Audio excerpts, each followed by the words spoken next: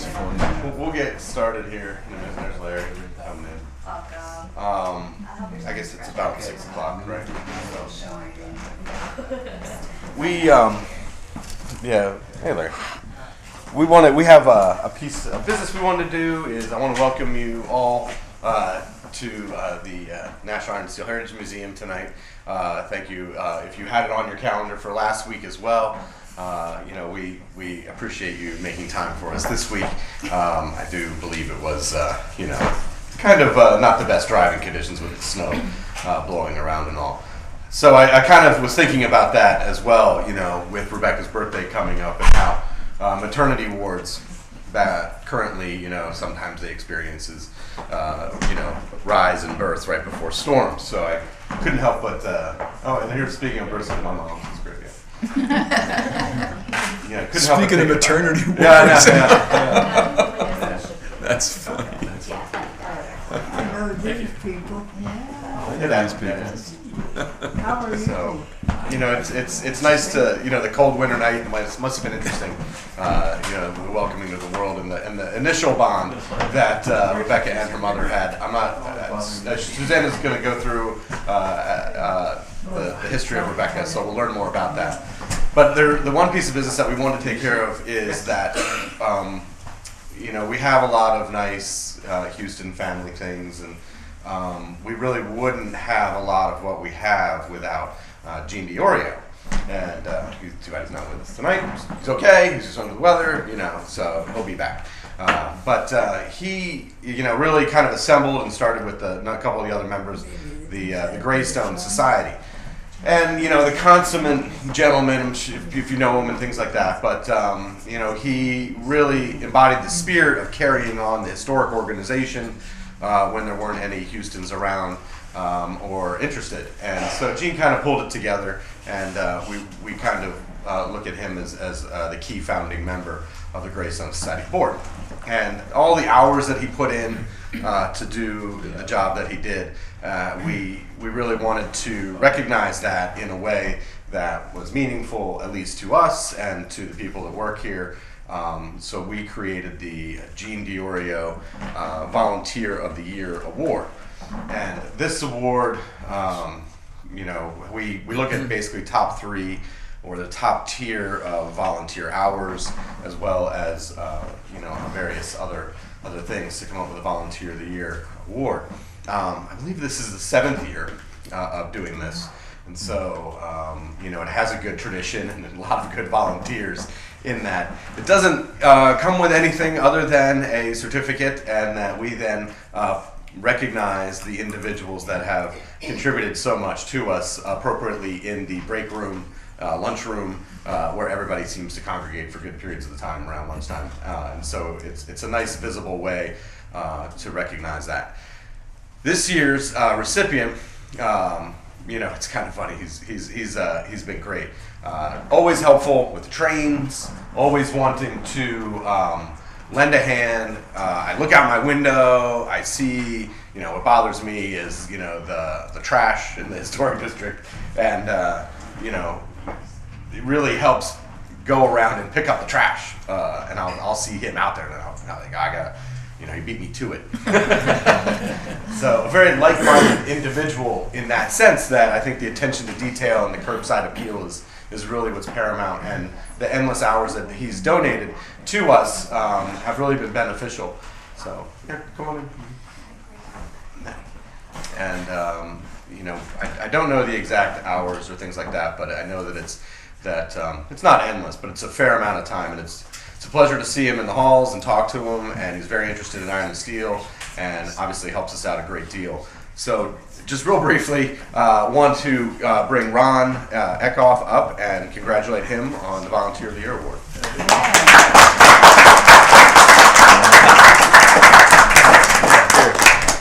We have a certificate for you, which you can keep and frame, but it has the Gene DiOrio Volunteer of the Year Award with the qualities that we look for in a volunteer, and you've exceeded all those. And it's been a joy to have you in and around the historic district, and lending a helping hand and thinking. I always think of tight ship, and you're right there with me.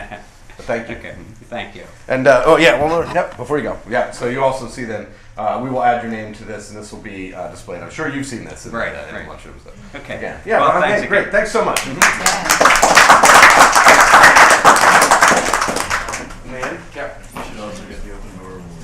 Hello everyone, welcome to Meet Rebecca Lukens' presentation.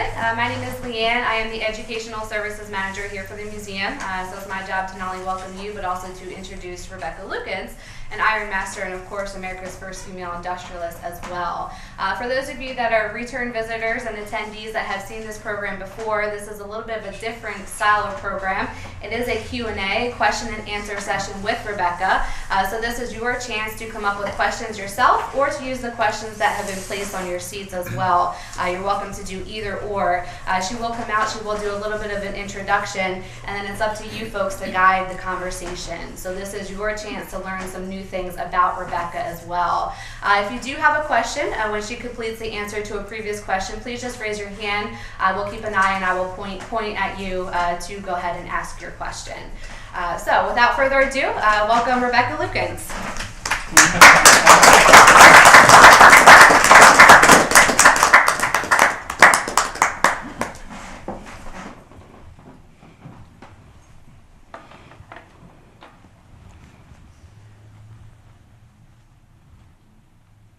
I love this room.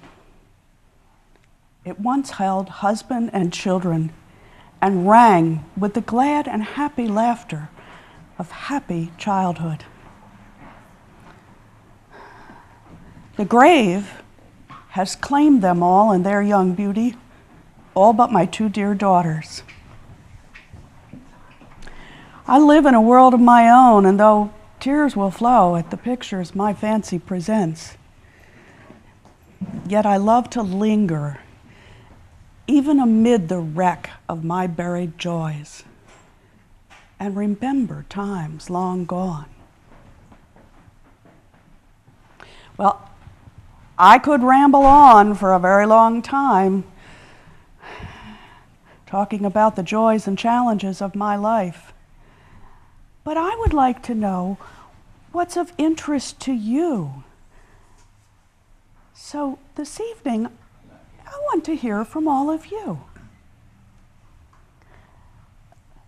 Leanne will help me with this, if you don't mind. Would anybody like to go first? You had 5 children, almost 6, when your husband died. How did you handle that? What help did you have? Well, let me tell you about my children. My husband, Charles Lukens, and I were married in 1813, and in August 1814, a great joy came to us with the birth of our first child, Martha. It was a little bit after that my father began to urge us to come here to the Brandywine Iron Works. When my husband and I were first married, he had a medical practice in Abington, Pennsylvania. But my father persuaded my new husband to leave his medical practice and join him as a partner in the iron works. Initially, we were at the Federal Slitting Mill. But my father began to urge us to come here to Brandywine. He opened the Brandywine Iron Works in 1810 with a partner, Jesse Kersey. But how do I explain this? My father was in the iron business, but he was not the one that actively operated the iron works.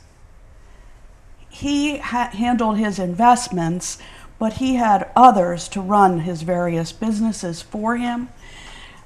And the problem with the Brandywine Iron Works is, I believe, it had never been actually built well to begin with. It had started out as a sawmill, and they converted it to an iron works. And then they had a manager who my husband and I don't believe was really putting his right efforts into it. Well, my father finally persuaded my husband and I to come to Brandywine late in 1816, about the time our second child, Elizabeth, was born. And then, after we had been here for a while,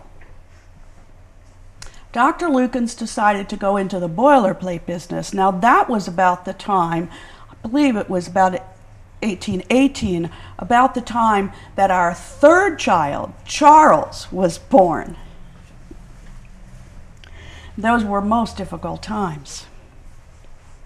Our son, Isaac, was born in 1821, but he died while he was still an infant. He didn't last until his first birthday. Isabel was born shortly after Isaac's death.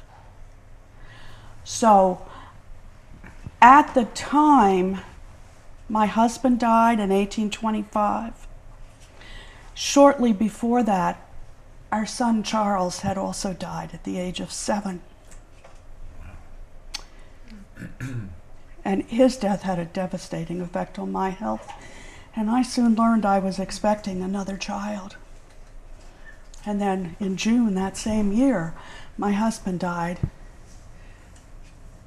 And my dear Charles Anna was born 5 months later. She never knew her husband, her father.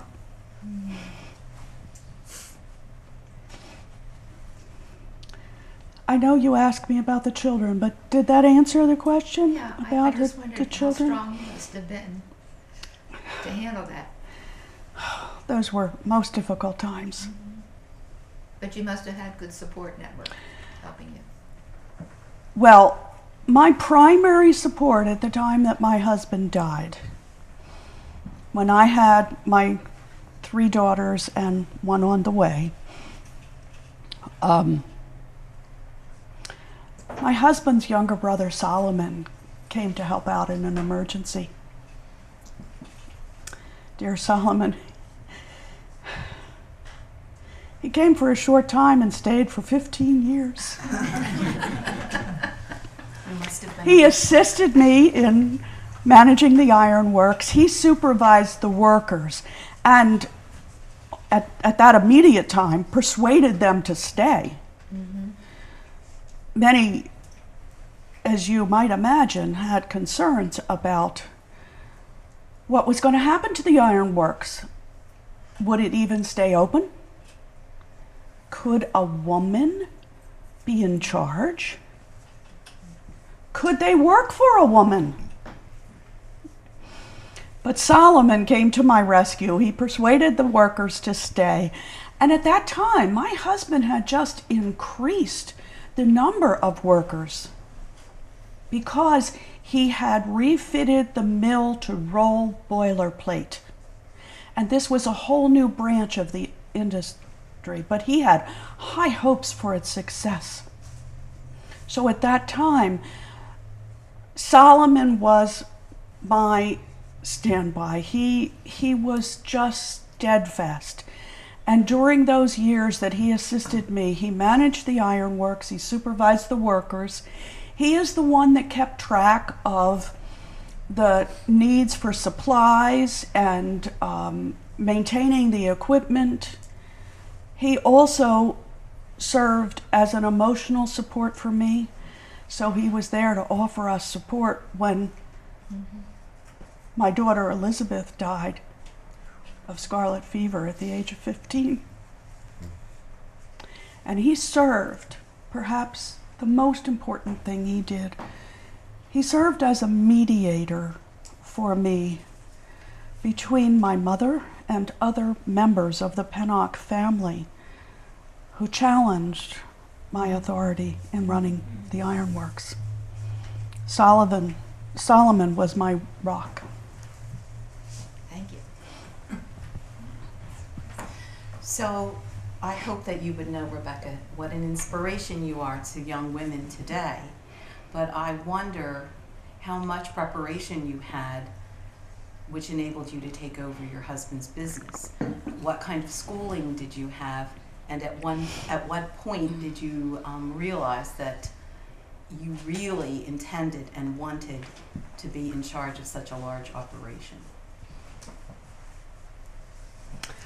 Well, my schooling.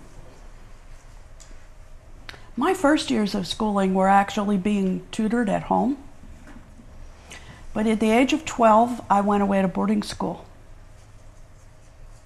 But as far as running the ironworks, my education also began when I was a child, because I was permitted to accompany my father on many of his business trips. It was an activity that caused my mother much distress. But I learned a lot about business, and particularly the iron business, just traveling with my father as a child. But when I married Charles, we had such a wonderful partnership.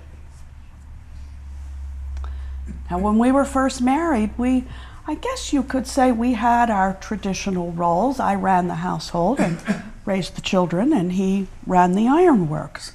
But it was a partnership because we really shared in everything. Charles was such an active father with our young children, and he talked to me about his plans, about his difficulties, about his challenges in refitting the ironworks to roll boilerplate. Did they know that my husband, Dr. Charles Lukens, was the first iron master in America to successfully roll commercial boilerplate? The successful operation of that really began with him. But we had talked about everything.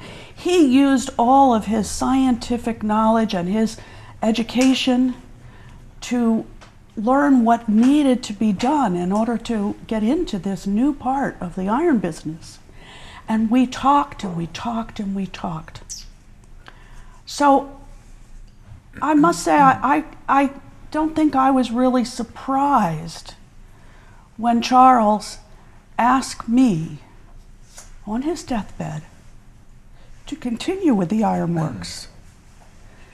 I believe he understood that I knew what he had been doing and that it would be the best way to provide for his family in the future. I think he had full confidence that I could do that. And did I answer your question? Yes. Well, what part of the operation did you handle? In short, I was responsible for everything. Primarily, though, Solomon and I shared responsibilities, with me as the owner and the head of the ironworks. I dealt with customers. I dealt with suppliers. I made all of the plans. I was fully in charge of everything that we did. I communicated with people. I talked to creditors. I talked to everyone. The bottom line is, if anything went wrong, I am the one that was responsible. Now, Solomon assisting me, as I said, supervised the workers. He also kept track of the day-to-day needs in the ironworks itself. So he was the one that was there all of the time. My office was in my house. So while I was at the mill frequently, my office held all of the books and all of the communications, any letters that we had to write, any letters we received, any correspondence. I handled all of that in my office, in my house. And that enabled me to also be, at least at some point, supervising my young daughters. Now, I must admit that I relied a lot on my eldest daughter, Martha, because she was considerably older than the others, and she really willingly assisted me, at least until I sent her away to boarding school. But Solomon was just my primary assistant in everything. And in that way, he also served as my husband did, where my husband talked to me about all of his plans and all of his concerns and all of his questions and talked it over with me before he died. Well, when I took charge of the ironworks, I had Solomon to talk to express my concerns and help me in that way. But he was the day-to-day manager at the ironworks. Was the original ironworks located right here? Oh, yes. It was right here. Yes, absolutely. It was right behind my house. Right, okay. Right behind my house. I just walked across the yard to the mill. Could you tell me where did you go to boarding school? Oh, certainly I can. At the age of 12, I went to the Westtown School. Oh, good. I was hoping you did. But I was only there for a year. Oh. And then I went to school in Wilmington for the rest of my time. Now, I'm not sure how I would explain it, except that my father had quite a few business dealings in Wilmington. In fact, he actually lived in Wilmington for a time shortly before he died. So he had the business and political connections in Wilmington. And I think that he felt that the Wilmington school was more suited for his children. Now, I sent my girls to the Westtown School. And I also was fortunate. Normally, I would have completed my studies at the age of 16. But I eloquently asked my father to let me continue my studies. And one of my instructors at the Wilmington School had begun an additional schooling, so I was able to continue for 2 more years. And during that time, it was wonderful. I studied science, I studied chemistry, I studied French, and it was just a joyous time in my life. So I was 18 when I came home after my final school year. My mother, of course, at that time was most anxious that I assist her with my younger siblings and learn the duties of family. My little brother George was often put in my care at that time. George was about a year old when I completed my studies and came home. So I was 18 and he was 1.5. Yeah, wow. Yeah. How much did you get involved in the metallurgical side of the business, and how did you prepare for that? You're known as the first woman metallurgist. Well, that's a little difficult to explain, because at the time that I was running the ironworks, quite frankly, a lot of the quality control was done by simply knowing the products and knowing the supplies, the iron blooms. We had to have quality iron blooms in order to roll quality iron plate. and the quality was tested by eye and feel and use.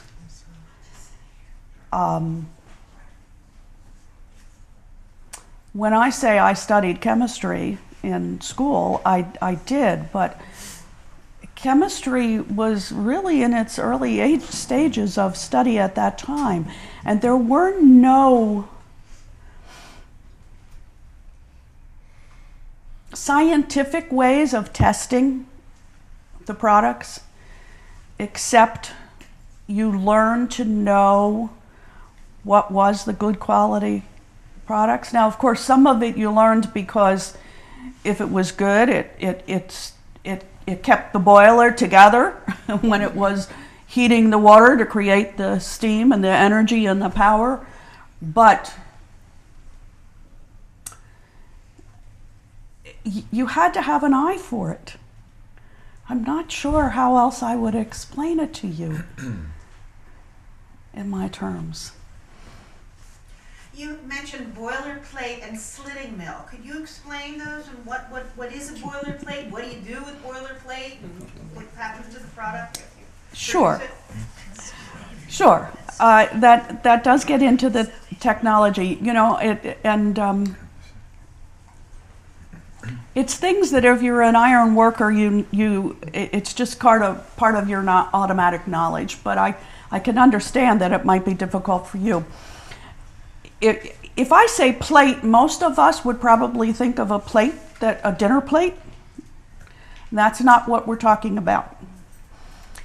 If you picture what the boiler on a train engine looks like, you picture it's a large round iron thing, and it's got these little knobs on it that are called rivets.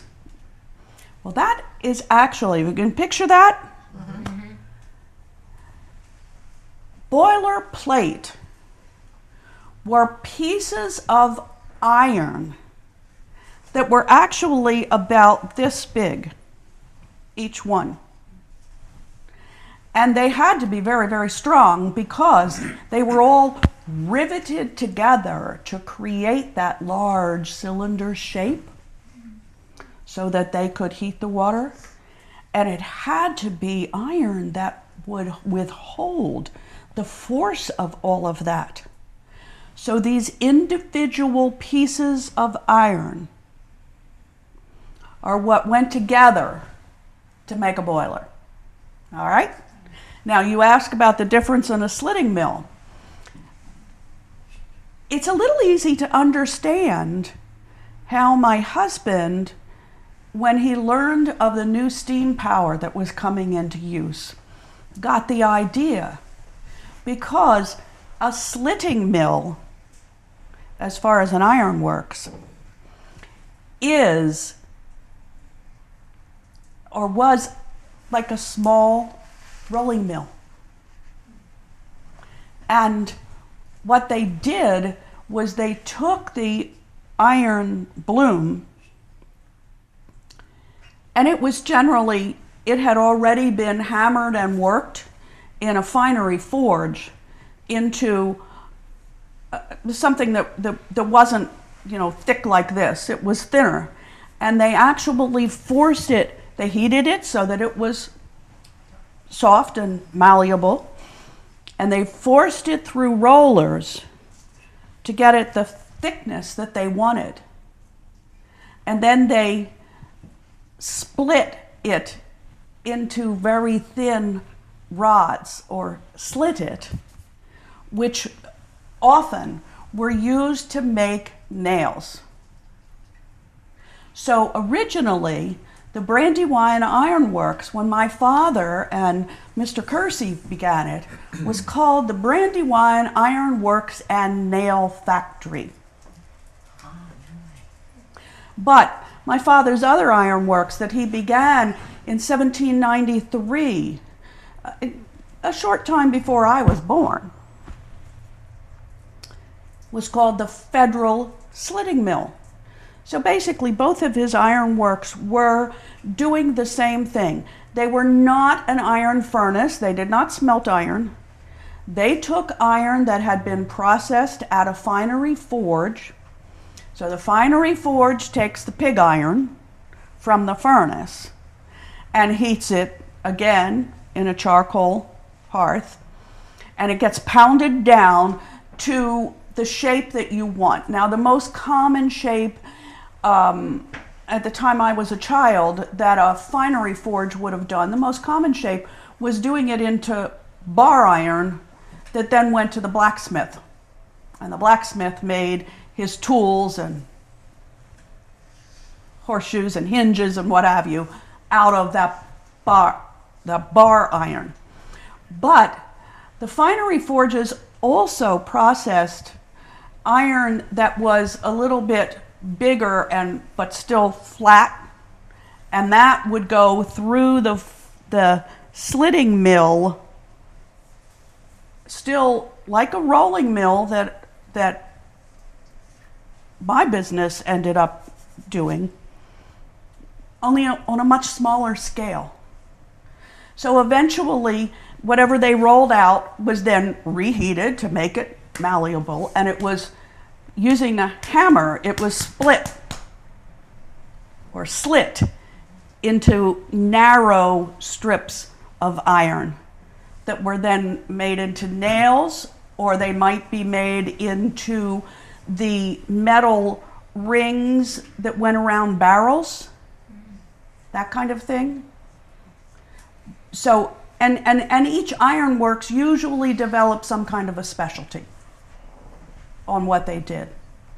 For example, one of the businesses that we used, 3 generations had business with a forge called the Mary Ann Forge that was a couple miles north of Downingtown, along the East Branch of the Brandywine. And that forge, when John Dowland bought it in 1800, it made almost exclusively bar iron for blacksmiths. But when my husband began experimenting with the idea of rolling boilerplate, John Dowland experimented in his finery forge with making the blooms for the plate. And in fact, when I say experimenting, you know, when you're developing something new, it doesn't always work instantly. They had to experiment. They had failures. So we have records in our account books that show that my husband, Charles Lukens, bought blooms from the Mary Ann Forge. Some of them worked out okay, some of them didn't. And he was able to return and recycle the ones that didn't work to get reprocessed. And you could compare the records in the account books and see that that actually happened. So John Dowland in his finery forge was trying to create the perfect bloom for making boilerplate. Bloom is what? What's a bloom? The bloom is the intermediate process of taking the pig iron and reworking it so that it's malleable. The problem with the pig iron that comes right out of an iron furnace is that it's actually brittle. It can break. And you don't want the iron to be able to break. You have to have it so that it's strong, but it gives. And of course, if you want to roll boilerplates, you have to have the iron that is what they call malleable. It's wrought iron. So the finery forge takes the iron that comes right out of the furnace and reprocesses it and creates an intermediate product, and then that product is further refined at a specialty mill, like the Brandywine Iron Works and Nail Factory. And what my husband did was experimented to see how he could create the boiler plate that was strong enough when it was riveted together to withhold the force of boiling that water to create steam power. So you're asking a lot of technical things about the terminology, but basically what Charles did was found a way to successfully process the iron by rolling it through the rolling mill in such a way that he could make these boiler plates that would withstand, be strong enough for what they needed. And he is the one that did that. And they just trains, it went to boilers and trains, or all kinds of different boilers? Oh, wherever they wanted to use steam power. The railroad, the reason that I said the railroad engine was because most of us can picture what that looks like. But you could have a boiler inside a building where you needed power to move machinery. But that is how the whole process continued to improve and update and modernize and change. I have a couple non-technical questions. Non-technical. Good. Your husband died in 1824? 1825. June of 1825. Was your father able to help you at all through My that father process? died in 1824. You lost your two men. And my son. And your son. The other question I have is, what was the trip like from Rokeby Hollow to your works up here at Brandywine Mansion? Well, when Charles and I decided to come to operate the Brandywine Iron Works, we moved here. But how? I look out here now and I see a super highway going south from here down to where the old mill was. Was it a super highway then? I have no idea what you're talking about. What was the road? Was there a road? Yes. There had to be a road. Sure. Certainly. Certainly there was a road. The road went from here down to Fallowfield Meeting. And, part of the road continued past Fallowfield Meeting. Another road came in and continued. And if you were going from here to Rokeby, you would go to Fallowfield Meeting and you would turn left and you would continue on that road and it goes down into the hollow. Was it paved?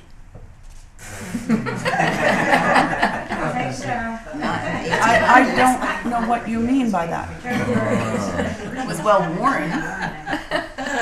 What is the surface of the road? What was on the road? Just Dirt. gravel? Dirt. What about logs? What? No. No logs? No. What was the mode of conveyance? Wagon. Wagon. Before the railroad came, all of our iron was delivered by wagon. Wow.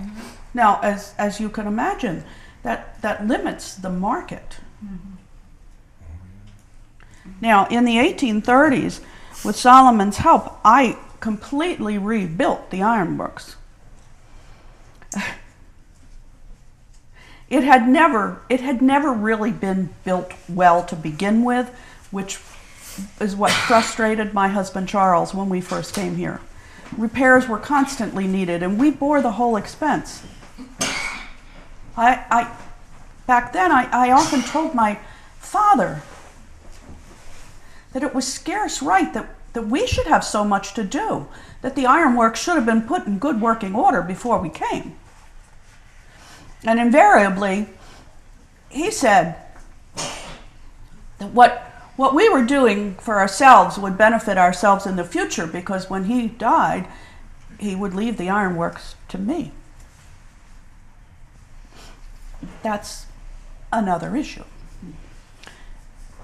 By the 1830s, though, the business had grown. It was just impossible to continue to make the repairs that we constantly had to do for what we had there.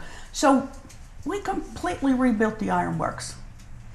Now, I have built a superior mill, though a plain one. And at that time, our character for rolling boilerplate stood first in the American market. But I must say that not only did we come to make quality boilerplate, but the railroad had an extraordinary impact on our business. And just think about it. The early iron industry had to rely on horses and wagons, or wagons and mule teams, to pull their load of iron. It limits how much you could deliver at a time and how far you could go. But the railroad opened our market. So our market took up the entire East Coast. We sold iron plate in Philadelphia, in Wilmington, but in New York, in Washington, we even had the market in New Orleans. And the other interesting thing about the railroad is that the railroad companies also became our customers. Because how was the railroad engine powered? Steam. Boiler. So the railroads purchased our iron plate for their own company to make their boilers.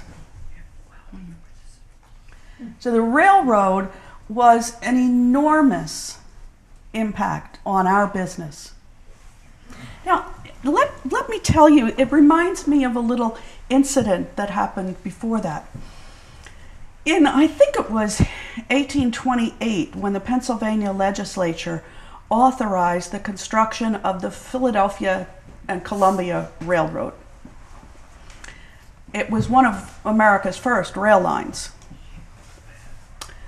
And some of you might recognize this term, but in the charter creating the Philadelphia and Columbia Railroad, they referred to it as the main line.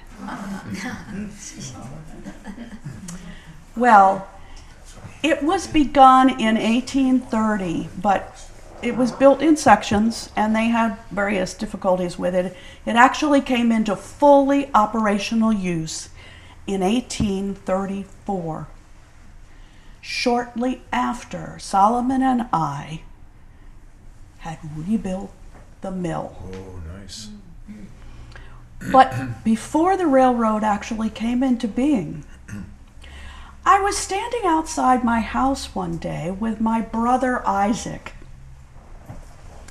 and we had learned about the legislature authorizing the construction of the railroad. And I said, it won't be long before we see a train going across that hillside there. And my brother Isaac said, that's a miracle that will never happen in my timeline. How would they get across the gorge that the Brandywine goes through in that location? And I, at the time, just, casually remarked, well, I'm sure they'll figure out a way to build a bridge across that area. And I was right, because they did build a bridge, and they did put the rail line right across that hillside. Unfortunately, Isaac was also right, because it didn't come into being until after his untimely death. Oh, that's sad. I have a question for you, Rebecca, and I'm hoping that you can answer this. I've come to know that African American workers were very valued at Hopewell Village, at Hopewell Furnace, and I wondered what role they played here at your ironworks. We occasionally had Negro workers here. I don't think that they were, I don't know how many were at Hopewell Furnace, but I would say that the workers that we had from time to time, at least during my time, were paid the same and treated the same as other workers of the same skill level. But there were very few that actually were my most skilled iron workers. And they didn't tend to stay for a long time. I mean, I myself have workers whose fathers had started at the ironworks with my husband was still alive. And, you know, generations of workers, but I don't have the experience of the Negro worker staying for generations, at least not in my time. Just a question about two things you said before. You indicated your husband wanted you to take over the business. Is that correct? Yes. How did you feel about that? Is that something you wanted to do, or did you Well, accept it reluctantly?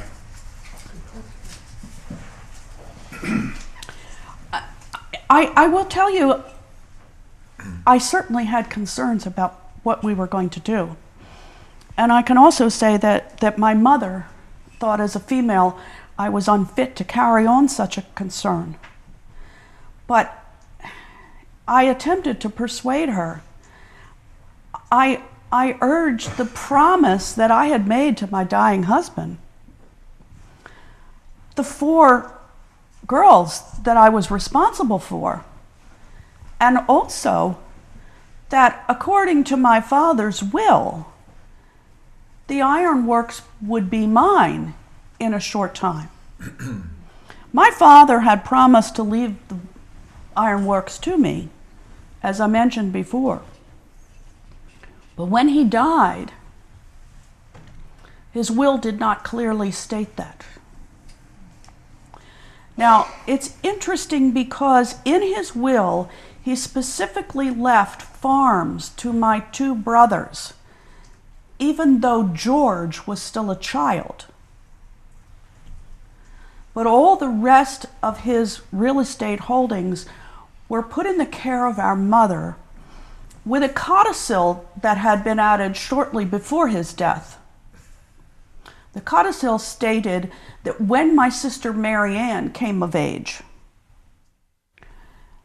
that the other real estate properties, other than the 2 farms he left my brothers, could be divided among the daughters. And as the eldest, of course, I would have first choice and I could choose the ironworks. Now, I suspect that he wrote it that way because I think my mother would have been very unhappy if he had specifically left the ironworks to his eldest daughter. She didn't think I should stay. Now, she offered no assistance to me and my daughters if I left Brandywine. But she thought it would be folly for me to remain. Necessity is a stern taskmistress, though. And my every want gave me courage. Although I must tell you, I think I must have possessed some energy of character, because I look back on it now and wonder at my daring. Did you grow up at a Primitive Hall? I did not grow up at Primitive Hall. Primitive Hall was my grandfather's. And my father, let me step back a bit. I know Leanne had asked me about this before. What was it like, you know, at the 1790s, early 1800s? The Pennocks, Joseph Pennock settled in western Chester County in Marlborough Township in 1712. And he and his wife Mary had 12 children, most of whom survived to adult. It was in 1738 that he built Primitive Hall. For most of the time that Joseph and Mary were raising their children, they lived in a two-story log house that was, in fact, often visited by the few remaining Lenape in the area, who had occasional business dealings with Joseph.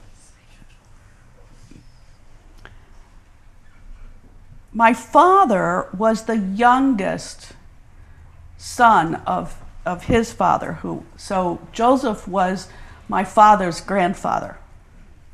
And my father was the youngest son. Now, the Pennocks throughout the 18th century were very prominent farmers and very successful farmers. They not only grew enough crops and raised enough cattle to feed their large families, but they usually had extra that they sold into Philadelphia, and in fact, on occasions, exported far beyond.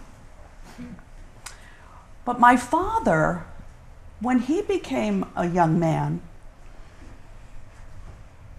chose not to go into farming, which was the main occupation of, by that time, 2 generations of Pennocks. He chose instead to invest. So he began the Federal Slitting Mill in 1793. He opened the Brandywine Iron Works in 1810.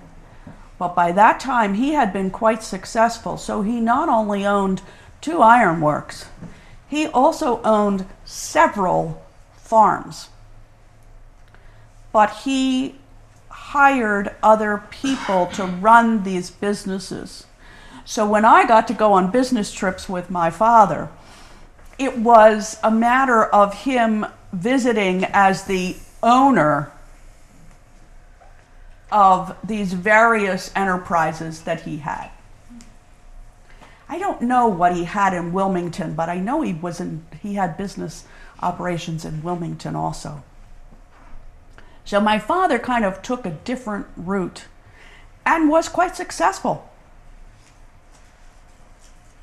I've sometimes been asked to describe my childhood, and I would have to say that my childhood was ideal.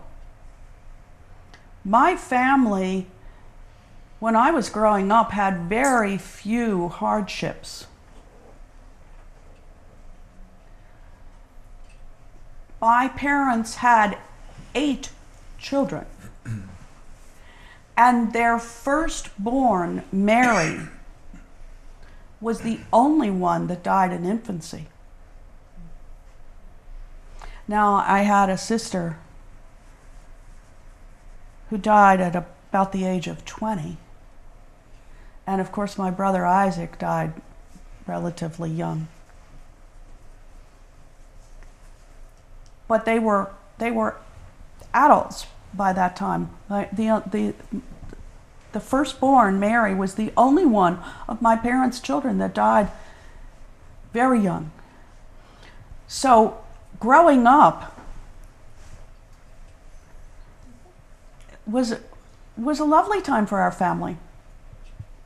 Now, some things change from time to time. Even though my father had the federal slitting mill, when I was young, for a short time, the entire family moved to Philadelphia. He thought it would be good for his business, but he also thought that it would have better educational opportunities for his children.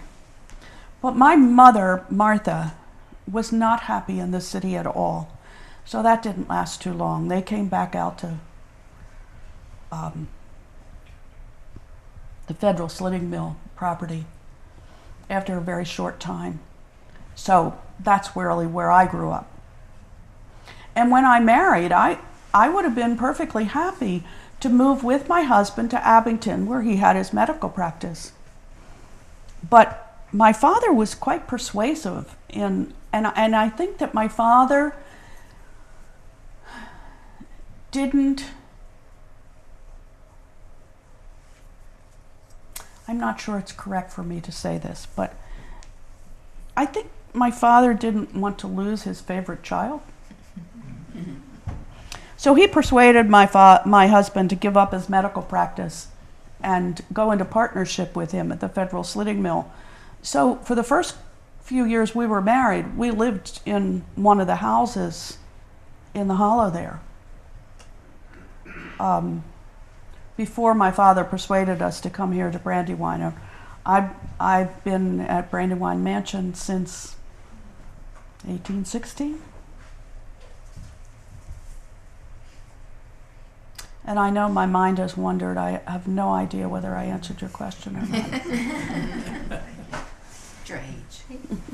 Why didn't any of your daughters take over the business after you retired? Well, that's a very good question. When I took over the business, I really didn't have a choice.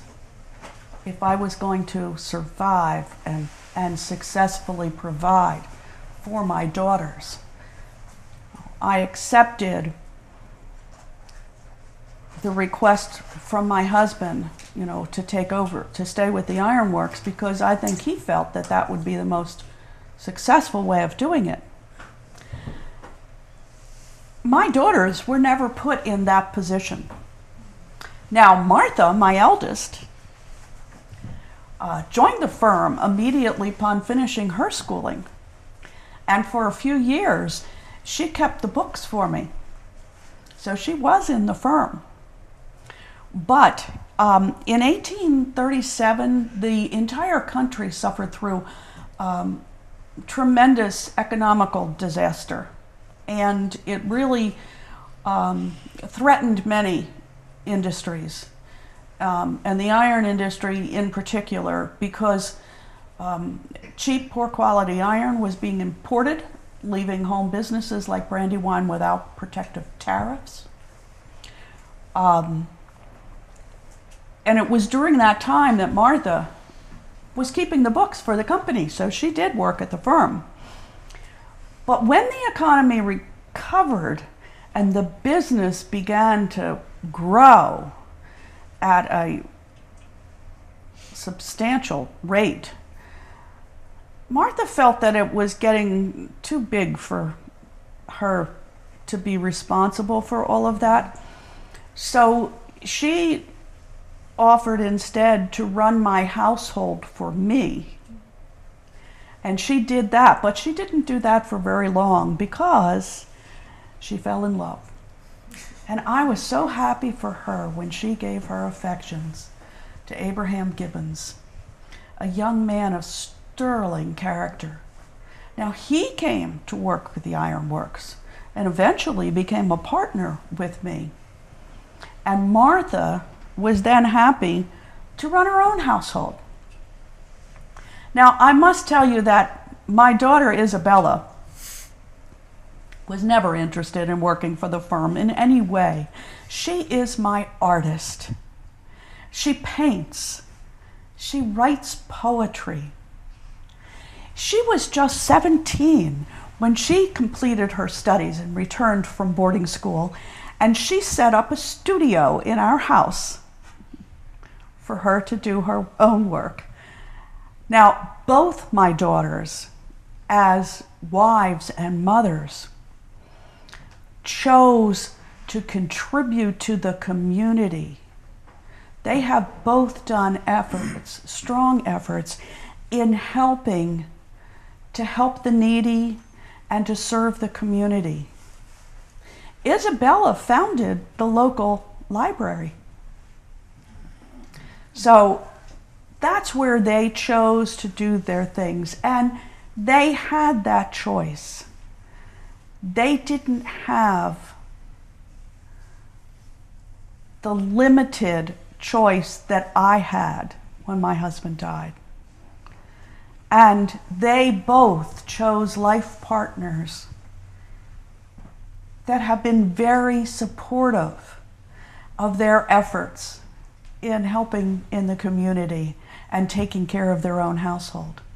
So they made that choice themselves. They certainly could have been more involved in the ironworks if they wanted to. As I said, Martha was a joy when she worked at the firm, but they chose the more traditional path. And their husbands both came into the business with me. So, and I built houses for them. So I kept them close.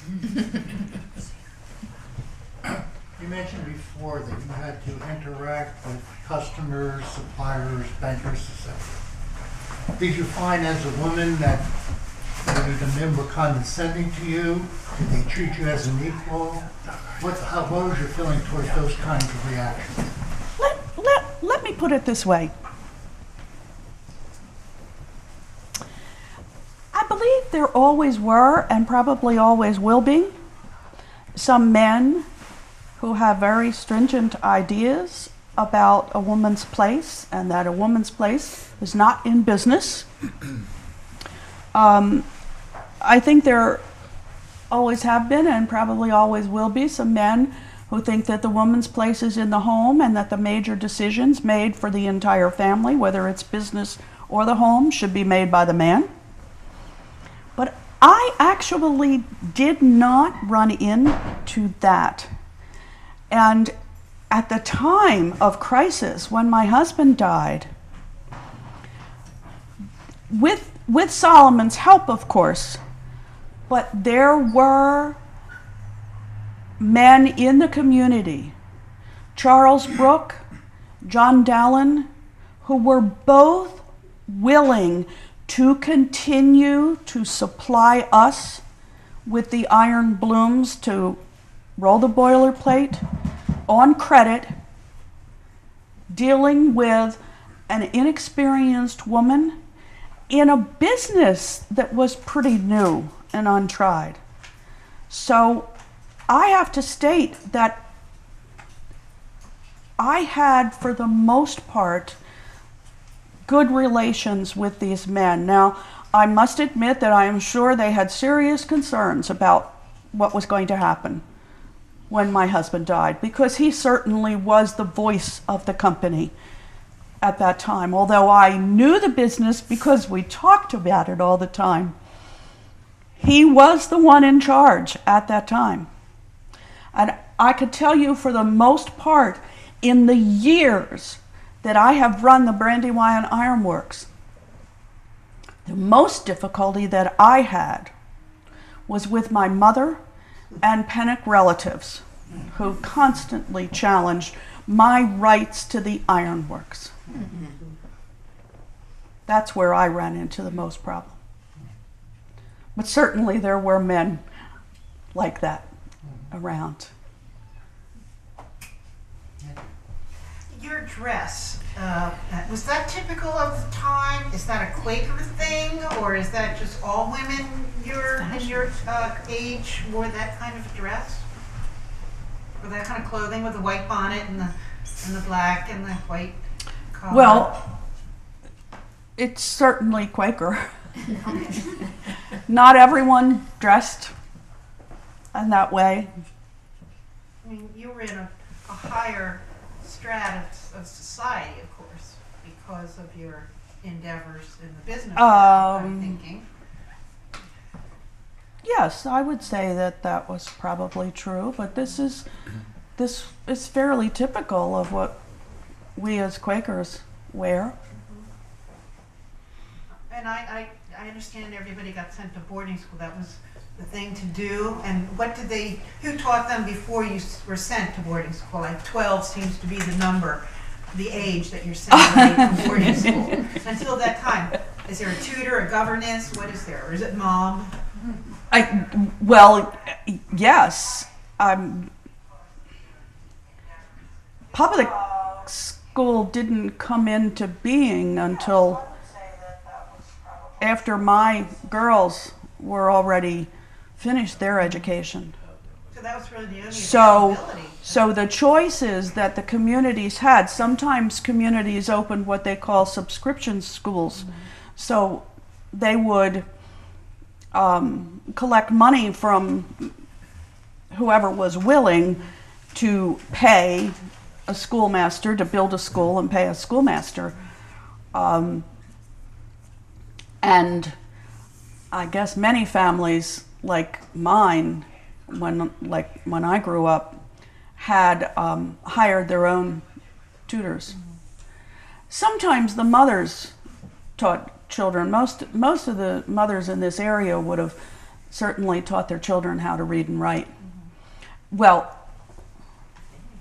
let me qualify that. The Quakers did that. The Quakers believed in a spiritual equality between man and woman. So from the earliest time, when the Society of Friends was first created, they educated their women. So there were times in the 17th and 18th century where most of the women who could read and write were Quakers or from very wealthy families who chose to give their daughters an education. Not everybody did that, but we Quakers did. I find this to be a very interesting question. What is one fact about yourself that you rarely share with others? Oh, well. All right, I will tell you my favorite occupation, if I have any leisure, books. When I went away to boarding school, the whole world opened up new charms for me, and I fell in love with reading. Of course, I read before that, but my access to books increased, and stories of Hotspur and Lewis are a great interest. Shakespeare awoke the noblest feelings in my heart. But I must admit, I'm a fan of Walter Scott, starting with his books of poetry, but also his novels. I feel when I was young, I really had no one to direct my choices to be more selective. So I must admit that I have read with enthusiasm for years. Solomon does not approve of all of my choices. In fact, Solomon thinks I am entirely too social, for one thing, and he does not approve of my reading choices. But when I was young, I really had no one to direct me, and I'm sure had my choices been more select, it probably would have been of great value to me. But I have devoted a lifetime to reading with pleasure everything that falls into my hands. In what you just said, I'm thinking with all your life experience, so even though you were a Quaker, you probably did not feel then isolated because you enjoyed learning about the world you lived in, life. Oh, I never your felt surroundings. isolated. I'm just saying, I'm thinking that because of you, the type of person you were, your energy about learning, you're wanting to learn, you're wanting to read other books that maybe no one else in your community would ever read, you know, and that you felt like you wanted to get to know the world a little better, not just be your little Quaker. Well, of course. And my daughters are avid readers also. As I said, Isabella started the public library here. It's just always given me so much pleasure. Sometimes I didn't have much time for reading, but I will tell you that I have sometimes started a book by Scott or Austen, and I read by candlelight through the night till dawn's early light. Sometimes I just can't put it down. Solomon does not approve of that. Solomon we're both Orthodox Quakers, but he's so much more serious about it all. In fact, when he left, I think I mentioned earlier that he stayed with me for 15 years. And as the company grew, well, he met his wife, who was a Quaker poet. And after they married, the two of them went off into northwestern Pennsylvania and southwestern New York to serve as missionaries to help the impoverished native people there. And in fact, I financed that for him for a few years. I think he felt that he had done his duty by me and taken care of the business, and that he just wanted to do something special. And that's what he did. He and his wife spent a few years out in western Pennsylvania. So he was just always more dedicated to following that inner light that we all have. I think we have time for 2 more questions. I have a question here. How did you meet your husband? He was a doctor in Abington? That's pretty far away. Oh, I am delighted that you asked me that. Because that is such an important part of my life. I think I mentioned that I was 18 when I returned home after my final school term. My mother, of course, was most anxious that I help her with the family and learn the duties of family. But after a few weeks at home, I prepared to attend my father on a business trip to Philadelphia. And the visit to the city was a delightful one. Now, during the course of my stay there, a friend of my mother's, Mrs. W., paid a call and introduced me to her young companion, a physician named Dr. Charles Lukens. The doctor was above the common height. An air of grace and dignity were blended into his form. His hair was the deepest shade of black, his eyes hazel, his other features manly and markedly handsome. After they made their departure, my thoughts involuntarily returned to the conversation with the young doctor with something that I could not quite at that time define. Well, that spring gave way to early summer,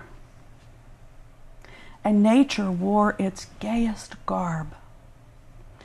I recall it was a beautiful sunny day.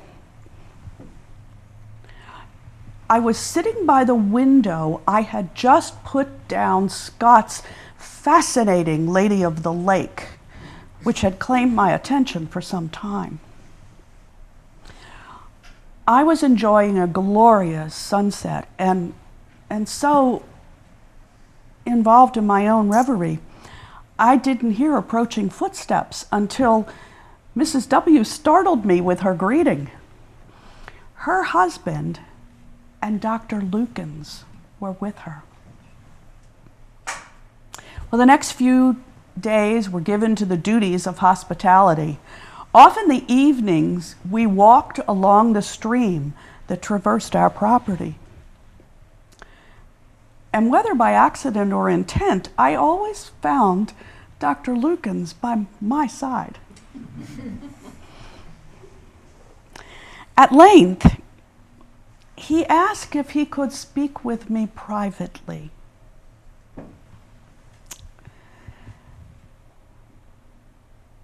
"My dear Rebecca," said he, "I must leave first thing in the morning. I have neglected the duties of my medical practice for too long. But might I ask, will I be remembered in thy thoughts? Say then, dear Rebecca, might I hope to win thy love?" Well, surprise and diffidence at first kept me silent, but a lengthy conversation followed.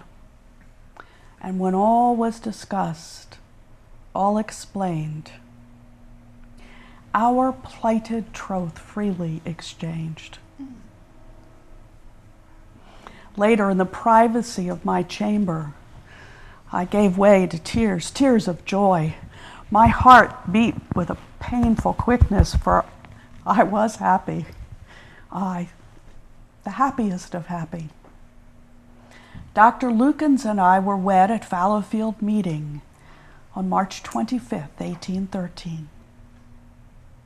I was 19 and he was 26. Beautiful. That's a great story. How long did you know before he popped the question? Seemed like a pretty brief It was That's cute. less than 3 months. Because, of course, I had come home from school in the spring, and I was home for a few weeks before I went on the business trip with my father to the city. And that's where we met, and it was the end of July when he came out with my mother's friends to see me. It didn't take long. And it was a joy. And how many years were you married? 12. Much too short. Much too short. It was paradise. And you never remarried? No. No? I mean, you were a catch. You just told they wanted You were married to the business. Is that what it was? I had my love for too short a time, but I had no interest in anyone else. Do we ever get to know who Mrs. W. was? Okay, I think we're done enough that I can go out of character. The reason I use Mrs. W. is because it's mentioned in Rebecca's autobiography. After her husband died, she decided to write an autobiography so that her children, her daughters, would remember their father. But to be honest with you, she started it shortly after her husband died, and then she got involved in the business. So the autobiography goes up till when her husband died. Wow. Or actually, up to before her husband died, up to shortly after they got married. And then it stopped. And then after she retired from the business in 1849, she began a diary. And that diary was kept intermittently from 1849 to 1852. But she would write like every day for a week, and then she wouldn't write for months. And the advantage that I have in bringing Rebecca to you is that she wrote these things at times when she was in deep emotional difficulty. So quite a bit of her diary entries are very, very melancholy. She is retired from the business, but her youngest daughter, Charles Anna, had recently died from childbirth fever, about a month giving birth to her own daughter, who Rebecca raised, at least for the rest of her life. So some of it is quite sad, but the advantage for me as trying to recreate Rebecca is that it's what she writes is very personal and very emotional. Very beautiful. She writes so beautifully. And she does. She wrote beautifully. And I mean, certainly, particularly in this kind of program, when you're asking me questions, I'm winging it a bit.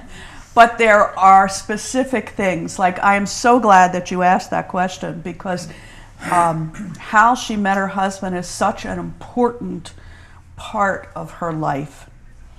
And that part of it is, the entire thing is almost word for word what she's written. Oh, good.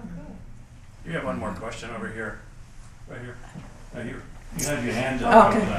Okay. I had a dear friend who was a Pennock, and to go back to the very beginning, he had told me that he and William Penn it was Joseph Pennock and William Penn were in prison together because they were both Quaker and wouldn't swear allegiance to the Church of England.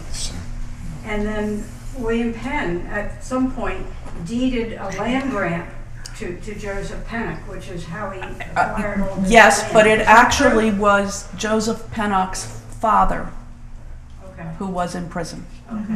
Mm-hmm.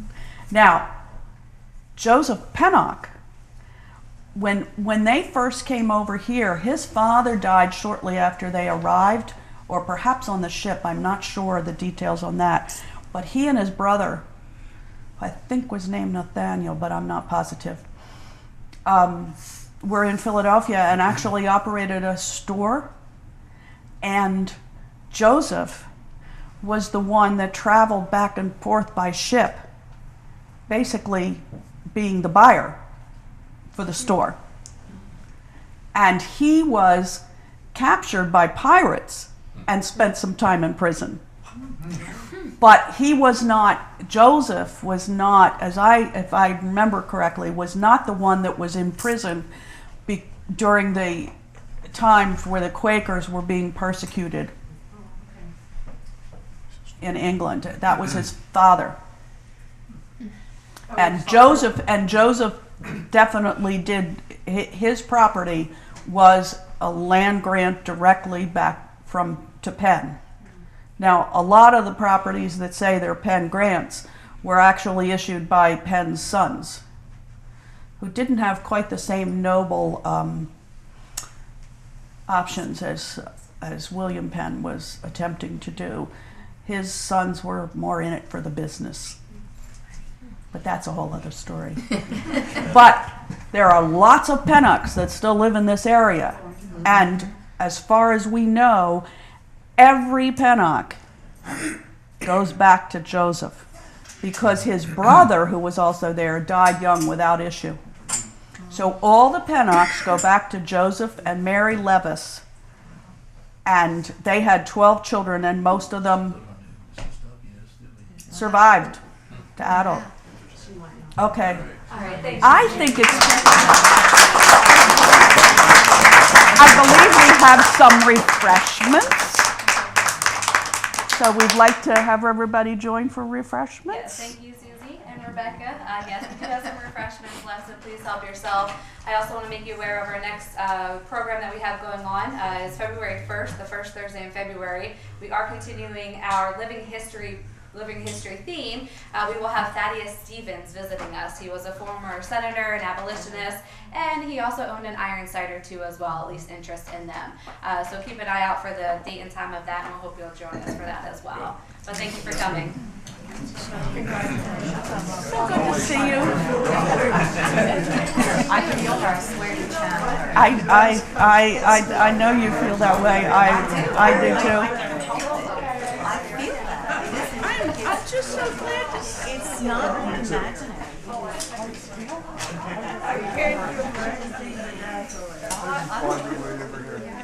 It really does. This one was harder. You got my email. You brought Sue. Did you not think I could answer directly?